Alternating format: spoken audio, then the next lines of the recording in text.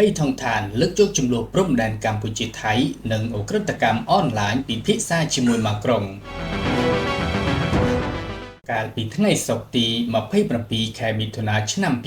2025នាយករដ្ឋមន្ត្រីថៃភ័យថងឋានស៊ីនវត្ត្រាបានសន្ទនាតាមទូរស័ព្ទជាមួយប្រធានាធិបតីបារាំងអេម៉ានូអែលម៉ាក្រុងដោយពិភាក្សាគ្នាលើបញ្ហាមួយចំនួនក្នុងនោះមានបញ្ហាព្រំដែនកម្ពុជាថៃនិងបទអក្រិតកម្មអនឡាញផងដែរចំពោះបញ្ហាព្រំដែនកម្ពុជាថៃលោកស្រីភ័យថងឋានបាននិយាយថាថៃបញ្ញាចិត្តចំពោះដំណោះស្រាយដោយសន្តិវិធី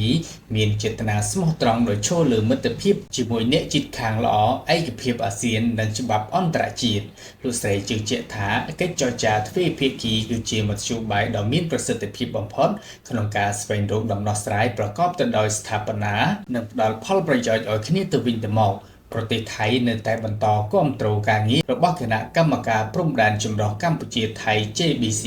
ហើយសង្ឃឹមថាបារាំងក្នុងនាមជាដៃគូអន្តរជាតិដ៏ជិតស្និទ្ធនឹងដើរតួក្នុងការគាំទ្របរិយាកាសអំណោយផលដល់ការបន្តកិច្ចចរចាទ្វេភាគីចំណែកទាក់ទិននឹងការប្រយុទ្ធប្រឆាំងនឹងបទអក្រិតឆ្លងដែនលោកស្រីភ័យថងឋានបានលើកឡើងពីវិធានការយ៉ាងសកម្មរបស់ថៃ